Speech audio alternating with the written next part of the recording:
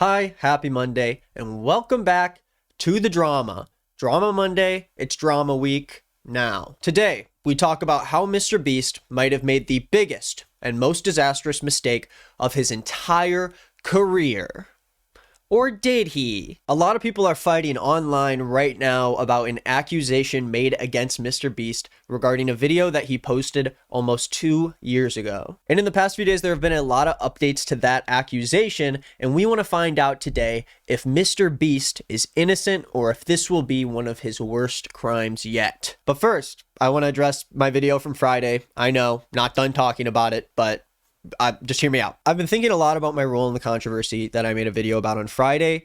Even though I know that there are disputes about Lex's story that she is planning on fully addressing this week, from my knowledge, I want to address this issue completely separate from her and talk about how I inappropriately handled reporting on a story that I should not have reported on. I'm realizing pretty late that I was too close to the story, and regardless on my personal feelings for the situation, it was irresponsible for me to involve myself and my platform into a conflict that really had nothing to do with me. And also, just because I didn't intentionally lie or make things up, just because I can continue saying that I went into this situation in good faith, I am not free from the criticism of how I actually am making and reporting on those videos. Yes, I went into the story with my best intention to spread the word on a victim's story. Yes, I still can say now that there was no foul play behind the scenes involved. I just did what I thought was best. Either way, regardless of what you believe about that, my addition to the story was destructive and it hurt everyone involved. Although I think so many people who are on the opposing side have not helped the argument and have made themselves aggressively wrong in a lot of situations, I thought about this and how I honestly and truly feel about it without the anger or defensiveness from so many people attacking me on all sides. And through thinking about this situation, I realized that there is so much that I could have done better. I should not be involved or be a part of this story, and I should not have agreed to cover it when Ethan and Lex approached me with the idea. And now I do still want to say that even with them asking me, I don't think they had intentions to lie or to put my career in a bad spot. I was still irresponsible by accepting it. Lex's video is already big enough on its own when I started to make mine. It had already caught the attention of the people who it needed to catch the attention of. There was no reason for me to be a part of this at all. There are ways to support a victim story as a friend, and this was just not the right way to do it. I looked at this situation and I wanted to be as honest as I could be about it. If I didn't feel sorry, I did not want to express any statements that I didn't really feel were true. I know many people who watch me because they know that I talk about the way I feel about things as authentically as I can. And in this case, I thought I did so, but I did it in an irresponsible way. I want to be responsible with my platform regardless of how I feel about the opposing party, and I let down my audience by doing that. I am sorry for how I handled this. I hope that you trust me to grow. I want to continue to do my job with more responsibility, with more foresight, and actually treat my platform the right way with the amount of people who watch me every day. I tend to get defensive when it comes to the way that victims are treated online and how they've been treated in the past.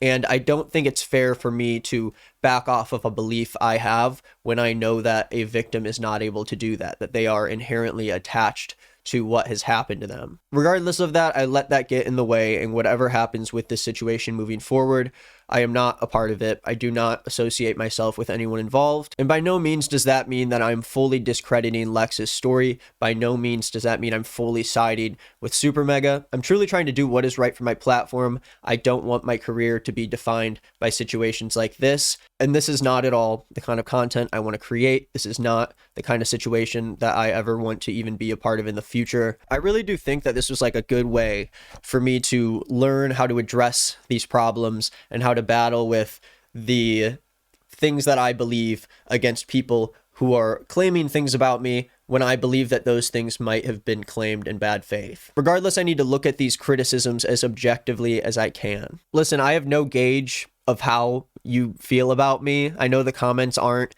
a very realistic depiction of my actual audience and the way that the greater viewer base on YouTube feels about me. But I'm personally very, very inspired and excited to get back to making content that I love for the people who enjoy watching that content. Regardless of how much I loved tour, I thought it was so awesome. I can't wait to get back out there. It was still a pretty tough road bump that made it hard for me to put time and care into the videos I was making.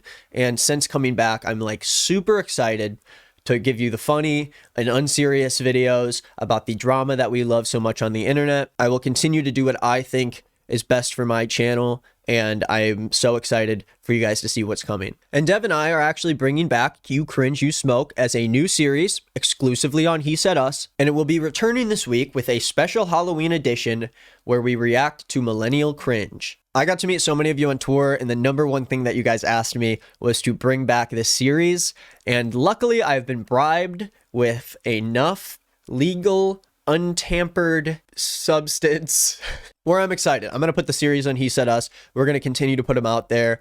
It's going to be better than it was ever before. No phoning it in. This new episode is probably my favorite episode of You Cringe, You Smoke I've ever done. I'm excited for you to see it. Queef Jerky also has a new song and a music video coming out on November 10th. That will be the beginning of a new era for the band, and I think you guys are going to really like it. This is my favorite song I've ever put out, and I'm so excited for just how much new music we have to show you. A lot of surprises are coming for the Nick is Not Green universe, so please stay strapped in or leave. You could do one or the other. Okay, let's start the video. Today's drama starts with one of YouTube's largest creators. Well, not that large. It actually starts with a creator by the name of Rosanna Pansino, who is a content creator with more than 14 million subscribers on YouTube. And she is a perfect case of just how vast YouTube's audience base can be, because I'm sure that 99% of you had no idea who Rosanna was before the story happened. But there are so many different people who use YouTube for entertainment that someone like Rosanna can quietly pull more viewers than you or I could really ever imagine. Well, not really. She was super popular making videos like 10 years ago, but now garners a base of about a couple 100,000 people who watch her videos about food stuff. But because of Rosanna's giant subscriber number, she was invited a couple of years ago to be a part of MrBeast's classic famous Creator Games series. For Jimmy Beast's third Creator Games, he decided to invite 10 of the biggest YouTubers to play a game of hide and seek in one of the largest stadiums in the entire world in Los Angeles. This is a YouTube video that is now close to 100 million views, and now almost 2 years later, just 3 days ago, Rosanna put out a statement on Twitter that says this: "I've been allowing others to treat me poorly in private for many years, and I'm fed up. I'm going to start standing up for myself and finding my voice. MrBeast lied and edited me out of the top 3 in Creator Games 3. I participated in Games 1 and 2 and was excited to be a part of YouTube Creator Games 3 Hide and Seek at SoFi Stadium. After filming had wrapped, I truly couldn't believe how well I did at the competition, and I was proud of what I had achieved. I placed 3rd. Good job." When the video was released, I was shocked, disappointed, and felt hurt. MrBeast, Jimmy, had edited the video to make it look like I performed worse than I did. Now, I think she knows this also. MrBeast obviously doesn't edit the videos on his own, but of course, I think he was the one that had the say in how to put it together at the end of the day. I'd be cool, though, if he still edited his own videos. He could be just like me. MrBeast reminds me of myself in a lot of ways. Now, this was extra upsetting because I genuinely believed him when he said that his videos are authentic and real. Another thing that I think most of us probably wouldn't agree with. I don't think authentic and real is the first 2 adjectives I would use to describe MrBeast, but I think it's great that Rosanna looks at the best in people, I guess. He edited the video to look like the final 3 people were Lorray, Logan Paul, and Zach King. But Rosanna says the final 3 people were actually Zach King, Quackity, and myself. Quackity is a Minecraft guy. For the entire duration of filming, we all wore earpieces connected to walkie-talkies. They would announce in our ears when someone had been found or when we had to move hiding spots. If we didn't move, you were disqualified. While I was still hiding, they announced that they found Logan Paul. I couldn't believe I outlasted him. He is a fierce competitor. It was getting really late. We filmed for over 24 hours straight, and they eventually offered me money to come out of hiding and quit. I declined. I had been counting the eliminations, and I was currently in 4th place, with Lorray, Quackity, Zach, and myself still remaining. Jimmy asked us to move hiding spots again to the side of the stadium with the mannequins. It was at this time that I was found and transitioned moving to my next hiding spot. When Jimmy had found me, he brought me to the field with the others that had also been found. I thought I had placed 4. However, Larray had fallen asleep and hadn't moved in a long time, so he was disqualified. This meant that I got 3rd place. When I arrived to the field, I saw Matt Pack and Logan there because they were seekers now. Jimmy said he was going to look for Zach King and asked if anyone wanted to join him. I offered to help, but he said he wanted to take Logan instead. So, of course, he wanted to take Logan instead. So I hung back to start looking for Zach in a different direction with Matt Pat. I placed 3rd, Quackity placed 2nd, and Zach placed 1st. That is what actually happened, despite Jimmy editing out the only female in the top 3. I was proud of what I had achieved. I followed the rules of the game, gave it my all, had fun, and never gave up. They can't take that away from me. Hide and seek, everybody. Let's watch the end of MrBeast's video and see where Rosanna points out the edits that MrBeast made to remove her from the video. This is the largest stadium in the world, and inside are the... It gets me every time. I'm a hunter sniffing the scent. I never wanted to hear Matt Pat say that. This is $1 million you just won, right? So I actually saw Zach King live before. I went to see the Try Guys. No, not the Try Guys. Dude Perfect. I went to see Dude Perfect at the Kia Forum in Los Angeles, and they brought out Mark Rober and Zach King as a surprise. And Zach King tried to make a funny little magic TikTok with a jump cut, and it was really bad, and it took a long time. But he seems like a nice guy. I will do MrBeast style giveaways, of course. Put it towards some foster care and filmmaking ventures that I'm into for. What a nice guy. Thank you. So I guess they make it look like Logan got 2nd, and they never talk about...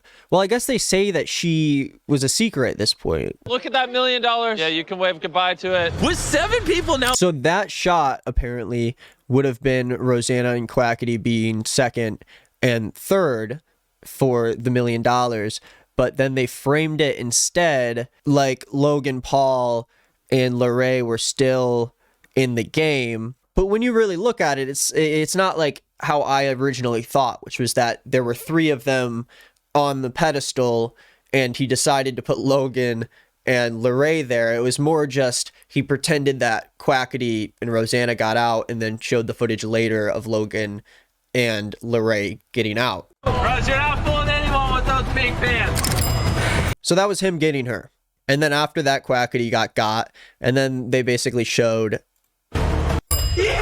that these were the 3 people left. And it doesn't seem like 2nd and 3rd really get a prize. So yes, it was orchestrated a very specific way, but it wasn't as obvious as, oh, she got 5th and not 3rd. So let's break down the arguments for and against Rosanna in this situation. I think on one hand, these massive creators who are owners of their own giant businesses, they're flying from around the world in some cases, I assume, to be a part of this game. Now, Rosanna herself might only be a drive away, considering I'm pretty sure she lives in Los Angeles, but that doesn't mean that MrBeast isn't asking a lot of you to go to a stadium for an entire day to shoot a video for him. Now, it does seem like almost all these creators are people that are in LA though. But I guess if MrBeast asked me to like play in the Squid Games or something, and if I got 3rd place after waiting hours and hours and hours, and then he edited me out of the very end because I didn't have the Logan Paul clout,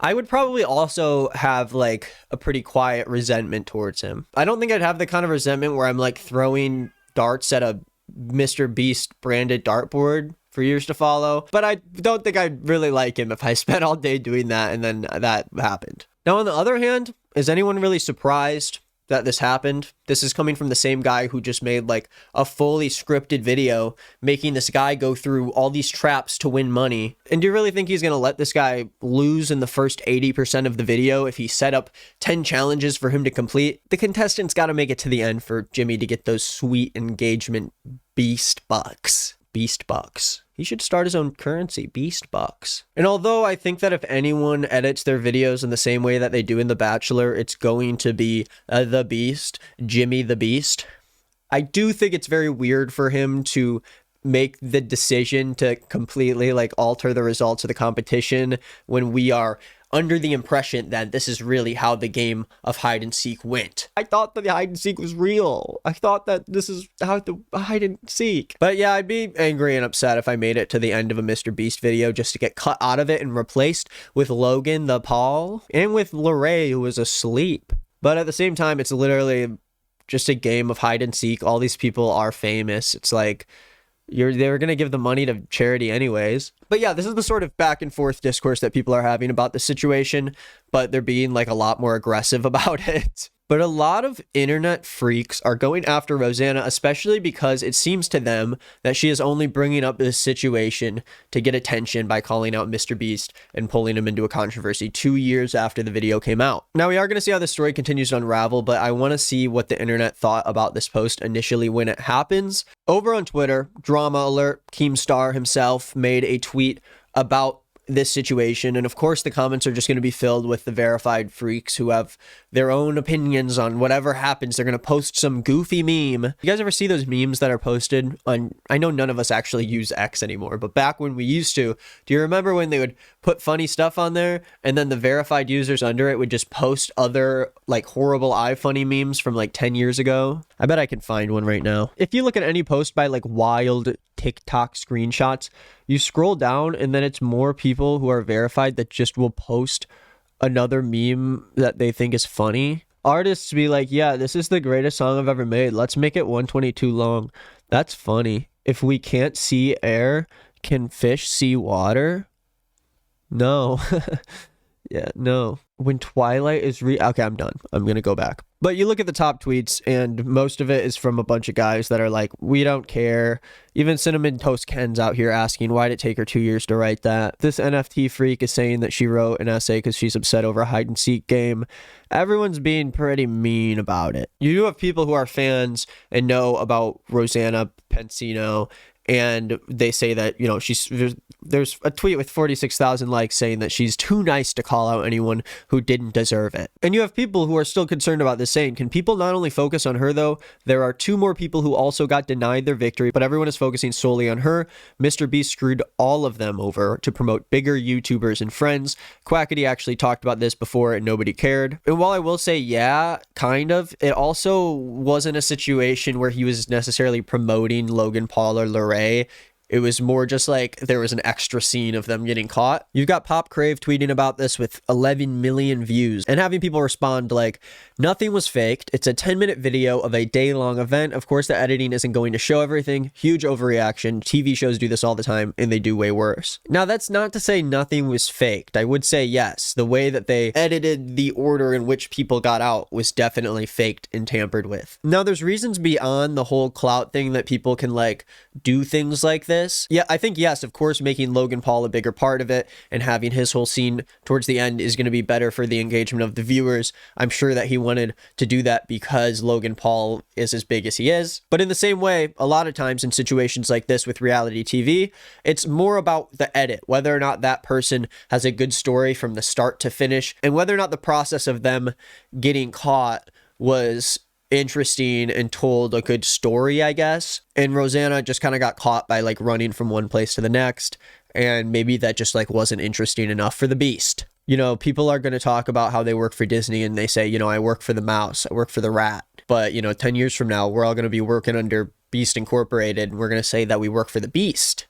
That's funny. But to show up to an event, to be there all day, to meet MrBeast and talk to him and have him play nice and then walk away thinking that you had a good time, that you did your best, but then MrBeast goes behind your back and he takes you out. I would say that this is a little bit more unforgiving if he straight up said that they got second and third, or he straight up said something that was just false, but it seems like it was just kind of put together in a very YouTube corporate way. And you know, I'm not on the side of that. I think it would be better. I think it always is better if we get the authentic version of it. But that's not what MrBeast cares about. He doesn't care if it's authentic. He cares if it's making enough people watch for long enough. And you don't become MrBeast without doing some stuff like that.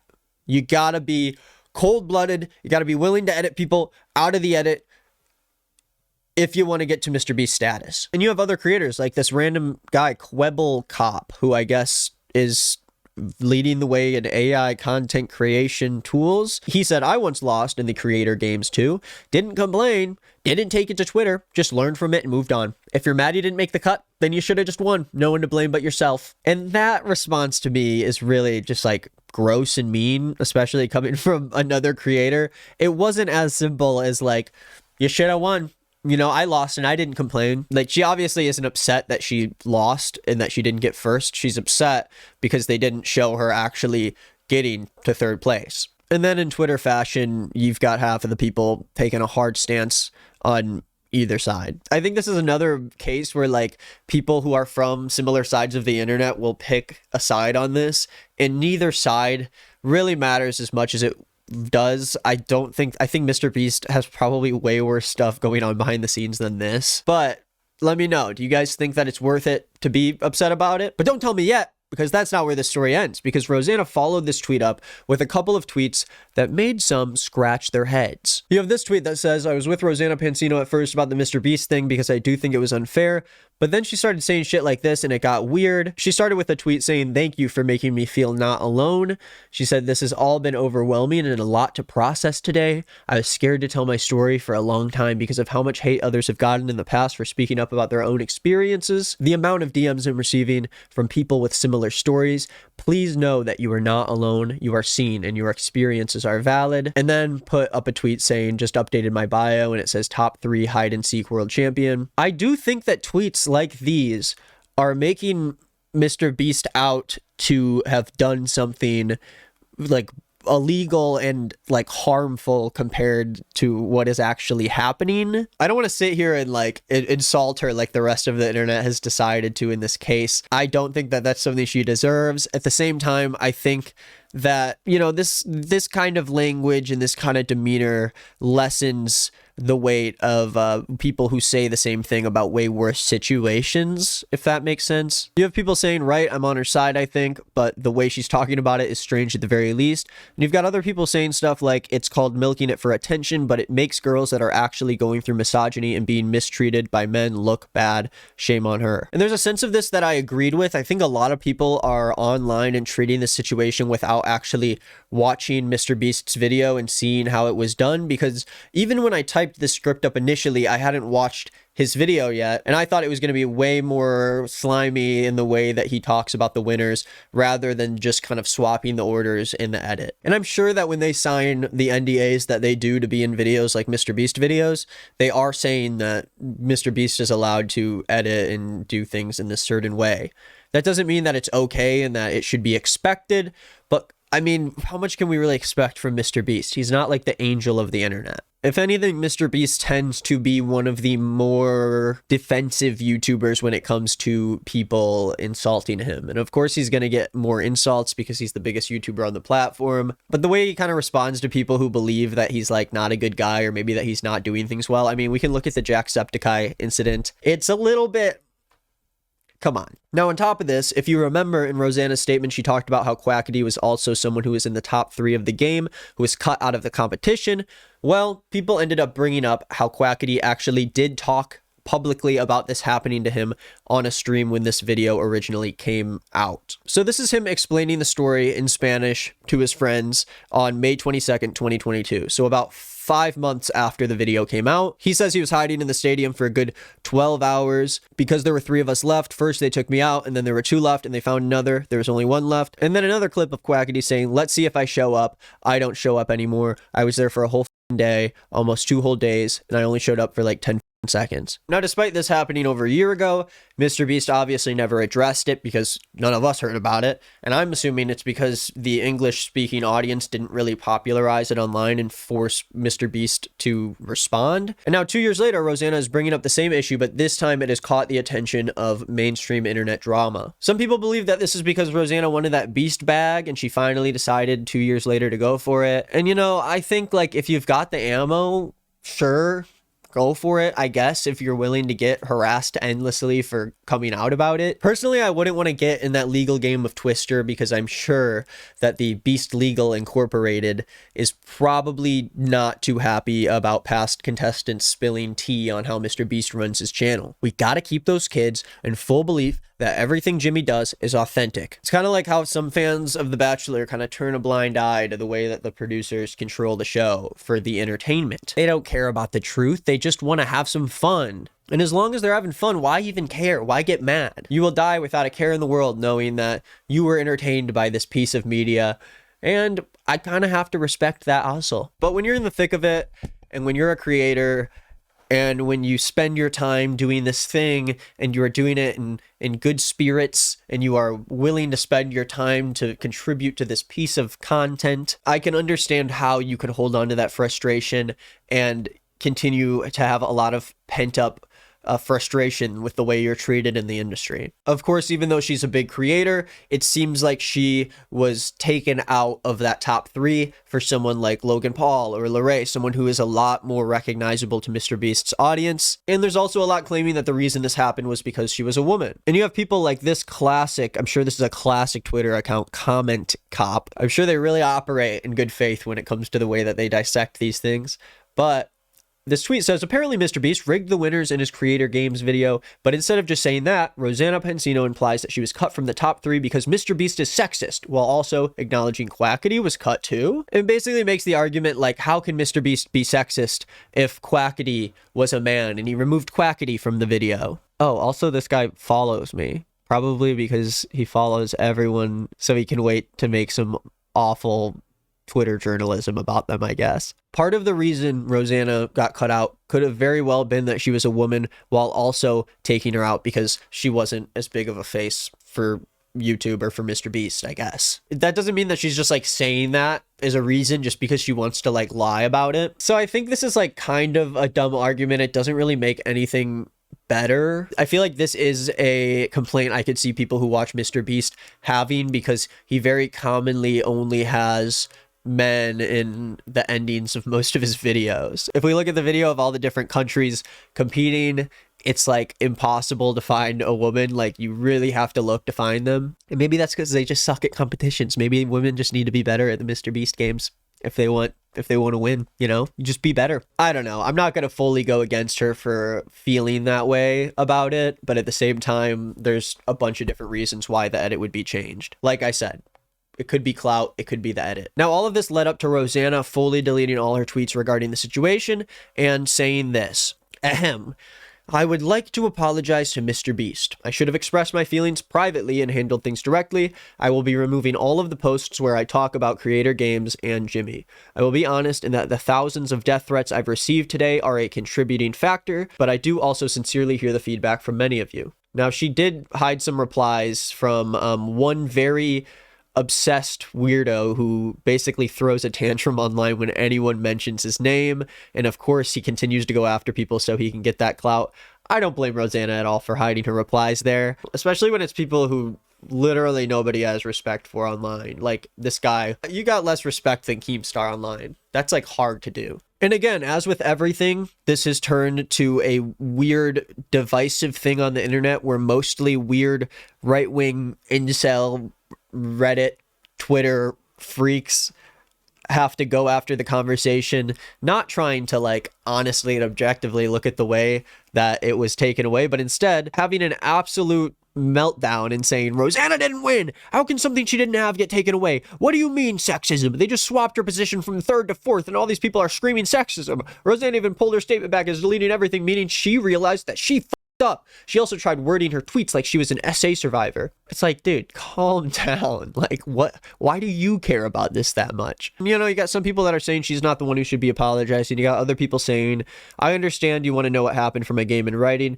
but tagging YouTube and bringing up the situation a year later to public is something that I don't get. A lot of people are on a very vast part of the spectrum and how they feel about this.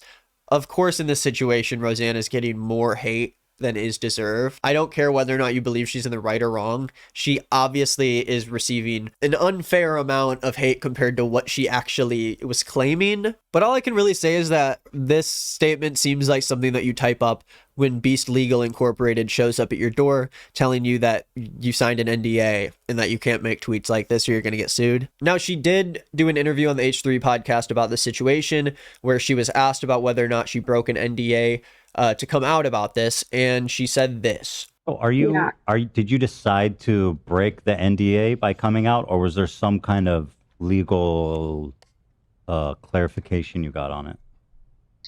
We'll see. Okay, I got it. We love that for you. I'll tell you this, Rosanna. If anyone comes for you, we will stand in your way.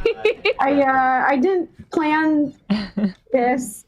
It's just, like I was saying, my trauma tank is full. I just can't take anymore. And you've got people pointing out some sort of double standard where it says Quackity broke his NDA a long time ago and has still worked with Jimmy over the last 2 years with several issues. I think part of that might be because Rosanna came out with a statement about it and made the drama about it. Again, not to say that she's like doing this to be evil or is in the wrong. I'm sure she had a lot of pent up frustration about it. I'm sure it's an emotional thing to feel like you are just going to be silenced whether or not you want to say something about this. But I do just want to take like a good look at someone who, like, this is just a random person I saw on Twitter, but this is the most insane response to this. When Dexterdo Knox said that Rosanna deleted all her tweets, this Twitter user said, "Can she delete mine too? She posted it a day after the MrBeast shit, also looking for attention. I got hate too." And the screenshot says that this Twitter user is responding to Rosanna saying, "No more plastic surgery, Ro. Love you. You're naturally beautiful." Rosanna responds about this claim about plastic surgery. And then this person posts a screenshot of Rosanna quote tweeting this and saying it is not okay to comment on other women's bodies and call them names for standing up for themselves. People are so ignorant and need to educate themselves before dragging others. Yeah, she's allowed to say that, dude. This person's like, can she delete her tweet? She was just looking for attention. It's like, no, you literally said you're a shallow bitch. Like, what are you talking about? You can't just say, oh, no more plastic surgery, stop, don't do that, and then get upset when the person defends themselves over it and gets upset. Someone responds, of course, and goes, "This was totally deserved, TBH." And this Twitter user said, "Nah, it came from a good place and I apologized." You wouldn't do it, would you? I'm like, where did you apologize? And also, how did this come from a good place? That's crazy. I'm not really sure telling someone what to do with their body is really coming from a good place. You didn't ask for your opinion. I would reflect on that line of thinking. That's obviously some faceless Twitter user, but I just thought that was like hilarious. All right, what are my final thoughts on this?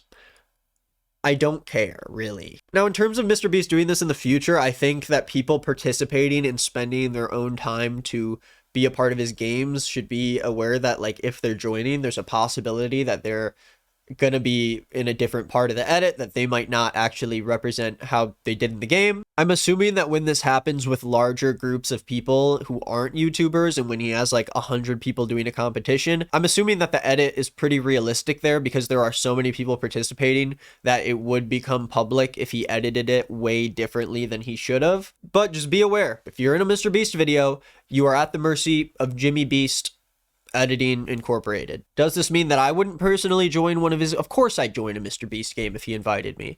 I have my criticisms of him. I could list out a long list of things that I'm not crazy about that he does. But one thing that'll get me is if he gives me one of the chance. If he just gives me a chance to get in one of those games. Except not one of the lame ones. Like, I don't want to do a game where it's like, touch a car for a long time. It's like, no, I don't. Now, while I do think that what Jimmy did was slightly slimy, kind of gross, I'm not really surprised that he did it, nor do I think it really sets like a bad precedent for the future of YouTube. I think some people can argue that, but like game shows with the production value of a MrBeast episode, they're always going to be rigged. They're always going to be edited a certain way. The producers are always going to nudge it in the direction that they want it to go. And while it makes me a little less excited to watch a MrBeast competition video knowing that it might not be exactly how it played out, I don't really think I ever watched it for the honesty and ethics of it all. Most of his videos, I can tell, are like heavily scripted or at least have some sort of storyline that they follow. And so I don't know if this is really going to make a mark on MrBeast's record. I think that he will be okay. I think things will move on. I guess that maybe that's a hot take, but I think at the end of the day, life moves on. We're still going. Maybe she'll come out and break an NDA again and say something about MrBeast. But if that's the worst thing to come out of it, I think he's going to be fine. And that is the story. Thank you for watching the drama. If you liked it, like the video, subscribe, Comment below which part you liked, if you liked a part of it. For the foreseeable future, I will be posting Monday, Wednesday, Friday on this channel with funny internet drama that you can keep up with. On some of the other days, I will be posting on my other channel, He Said Us, where I do miscellaneous things and I talk about other small dramas, I guess. And listen to my band Queef Jerky. That's it. Thank you for watching. Have a good rest of your day and stay safe tomorrow, Halloween. Don't do anything stupid. Bye.